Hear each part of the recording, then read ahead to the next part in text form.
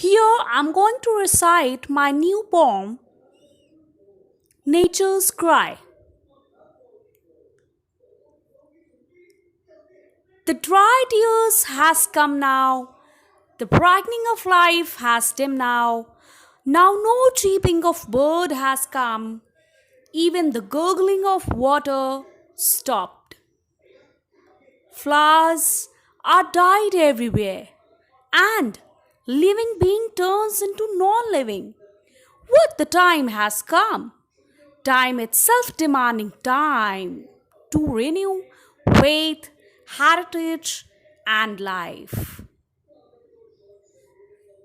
It's demanding a promise to not to disturb superpower, nature, to save our breath and future.